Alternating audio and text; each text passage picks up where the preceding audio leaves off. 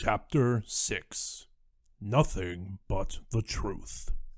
The electronic bolts of the cell slid to, and Stokes was alone. It was a cell he had visited on several occasions in the course of his artistic endeavors, and contained in common with its fellows a low bed covered by gray blankets, a small and indecently public washroom cubicle, and a table and chair. He sat on the bed and shook his big, bald head. If he had been the kind of citizen that is more usually caught up in a miscarriage of justice, the sort with faith in the traditions of democracy and their application, he might have been prepared to sit and wait patiently until the facts became clearer and his release was assured. But Stokes had seen far too much of the realities of life in the judicial system, and what little regard he may have held it in had disappeared long ago. "The illusion of freedom," he would say to the few that still listened, "is one of the luxuries of affluence. We are all prisoners to a greater or lesser degree. If we could but confront the fact." In the more prosaic atmosphere of his present environment, he was forced to review this pronouncement. "The trifling fatheads!" He spat at the walls of the cell. He looked up at the monitor camera in the corner. "I hope you can hear me, Pierpoint," he shouted. "Let me say that if you believe in earnest that I was responsible for the demise of that wretched boy, you must be several degrees closer to utter cretinousness than I had previously credited." The doctor watched as Pierpoint flicked off the monitor, unimpressed by the outburst. The old judge turned to face his party, who had just entered his office as instructed. "Please be seated. I do not intend to detain you for very long." "Mr. Stokes doesn't seem too happy," the doctor said as he settled himself into one of the uncomfortable straight-back chairs. "Mr. Stokes is an immature and foolish man," Pierpoint said. "Qualities that, ultimately, have led to this situation." The doctor swung his booted feet up onto the desk. "Are you sure about that? I hope you're not allowing any personal dislike to cloud your judgment." "Of course not, Doctor," Pierpoint said. He broke off as he registered the presence of K9 for the first time. "What is that?" K9 is one of Central's latest gadgets, Romana lied. A police dog like no other, fully equipped with reasoning intelligence, trillion-plus strainer memory wafers, and compatible sensor array. K9, obviously feeling rather grand, beeped importantly. "Never mind about K9, the doctor said quickly, keen as ever to shine the light of attention back on himself. "I'd like to know on what grounds you've arrested Stokes." "That is an internal matter, Doctor, and need not concern you," Pierpoint said.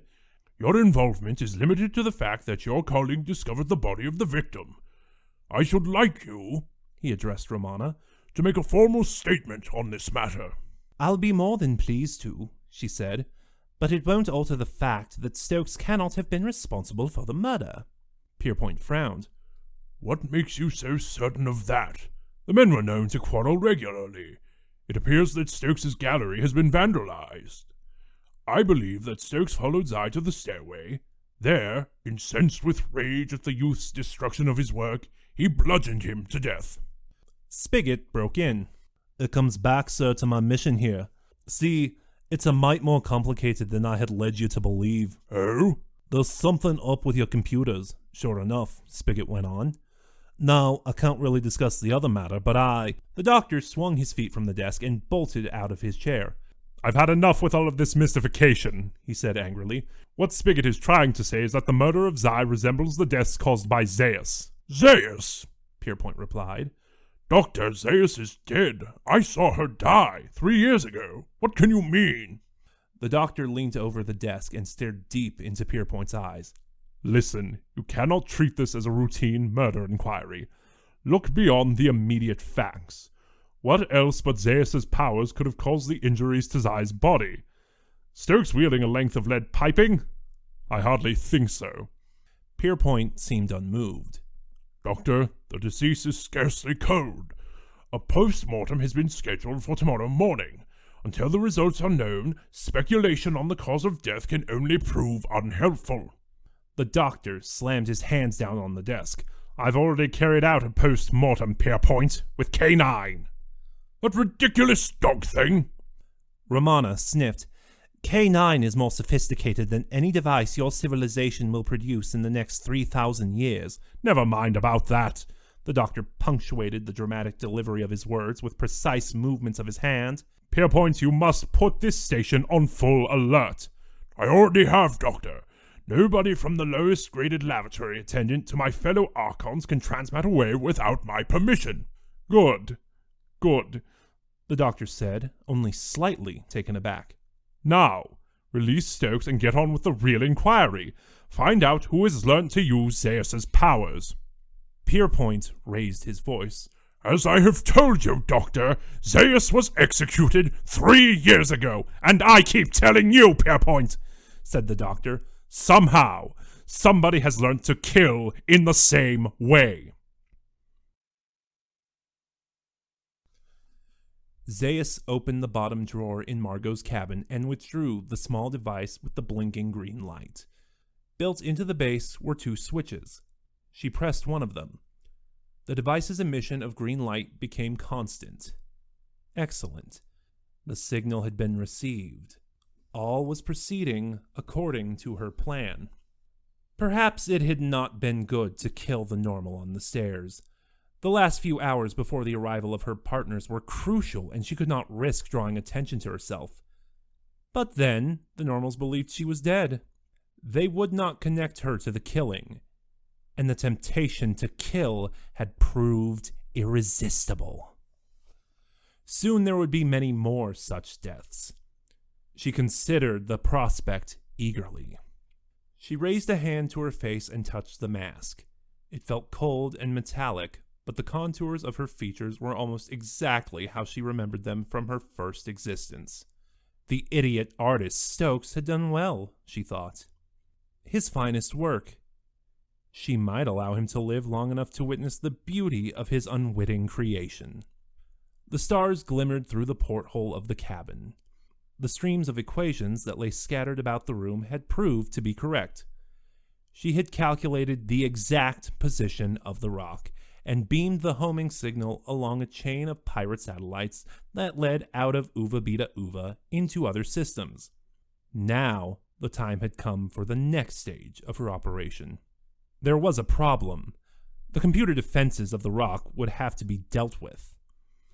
There was a risk in removing the mask, but she had to reach the control center unchallenged, and there was no other way. And soon, she thought, there would be no need to remove it until the host body was exhausted, until full activation had been achieved. She pulled the mask from her face. The slight psychic shock awakened a trace of Margo's dormant consciousness. What's happening to me? Zeus suppressed it. You will be gone soon, woman. You will die. I control this form now. Accept your fate. The interview with Pierpoint over, the doctor and his colleagues were talking in the long hallway outside the courtrooms and chambers. The dimmed lighting and the echo of their voices around the stonework gave the scene an eerie aspect. He can't see it, Spigot was saying, shaking his long permed locks. He's in charge, so he thinks nothing can go wrong here. But it has to be this accomplice of Zeus who killed Zai and those miners on 11. That's what really puts Stokes outside suspicion, Romana remarked. He might murder his assistant, but why should he attack a survey base? And he surely can't have the skills that were necessary to hijack the mining company's transmat link. You're right, Pet, Spigot said enthusiastically. Why don't I go back and tell Pierpoint about that, eh? The doctor put out a restraining arm. No, not yet. The fewer people that know about the attack on Planet 11, the better. If we convince Pierpoint of our theory, how's he going to respond? All guns blazing, I imagine, said Romana. Exactly. I think it's better if whoever it is doesn't get to know we're onto them. What's to stop Pierpoint spreading the word about now? Asked Romana. He thinks we're talking nonsense, the doctor said. I doubt if he'll repeat it. He's got a very dusty old mind. Must be the effect of sitting all those years in dusty old chambers. Spigot lit another cigarette. Come on, man, he said. We've got to do something. I think I'll take a look down in the gallery, see what I can turn up. Others may have missed something. Good idea, the doctor said. I'll join you. Spigot's face fell. Listen, mate, I'm used to working on my own, doing things my own way. I know, it's how you get results, the doctor finished for him. But just for once, would you be prepared to indulge a willing amateur? Spigot considered the appeal for a while and finally nodded. Don't suppose it'll do any harm? Secretly, he was rather pleased that the doctor would be accompanying him. Okay, the bloke was weird, but there was something reassuring about him. Splendid, said the doctor. He turned to his companions. While we're doing that, Romana, why don't you go and see Stokes in the cell block? See if he can tell you anything. Romana nodded. Where shall I meet you? How about back at Spigot's cabin? Romana indicated her understanding of their arrangement and left to carry out her task. K9 motored forward eagerly. Orders, master, he requested, tail wagging. K9, I want you to go to computer control. It's on level 7. You'll have to take the lift. I want you to search the station's defense and security systems for any signs of interference.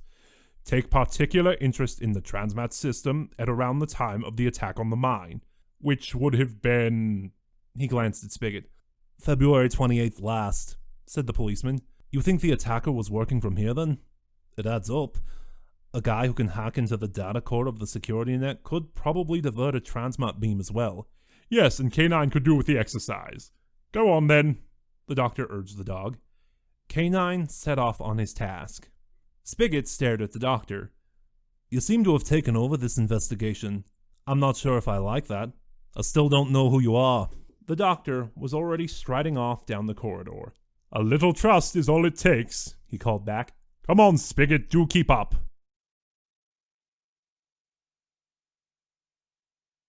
The gallery had been wrecked by a display of force that surprised even the doctor as he and Spigot entered and picked their way through the debris and around the security team who were disturbing the gene prints. Not a corner of Stokes' hideaway had been left undisturbed. Fragments of glass glistened around their crunching feet. What a mess, said Spigot, rather unnecessarily. Whoever did for this little lot certainly knew their business. The doctor knelt and examined a fallen statue that had been broken into several chunks. The strength required to destroy something like this would be phenomenal.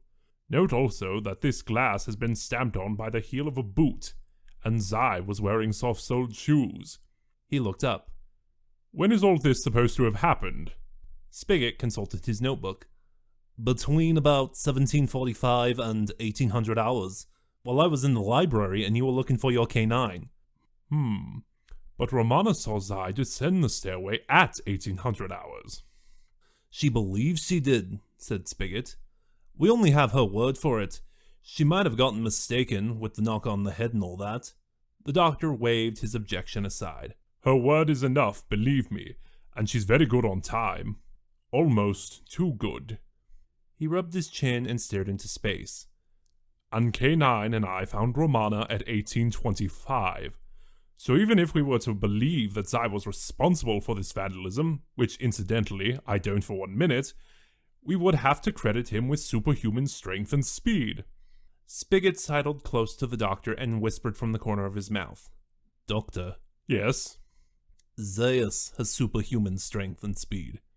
I know, the doctor said with withering loudness. So her imitator must have come here and knocked Stokes flat, then wrecked the place, then crept up the stairs, then killed Zai. But why? What brought the murderer here of all places? Spigot shrugged. Perhaps he didn't like the pictures.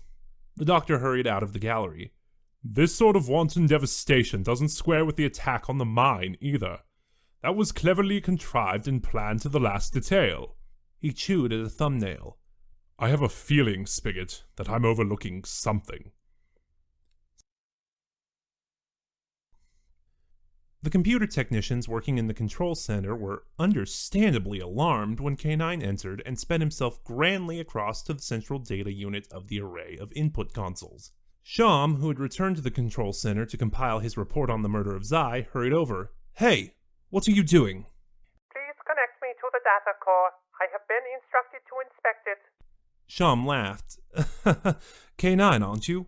He bent over and patted the dog on the ears. Well, K9, I think you'd better just go back wherever you came from and leave this to the experts, all right? K9's eye screen flashed briefly. My function is to assist. My abilities are considerably greater than yours. You will connect. I don't like your tone, doggy, said Sham.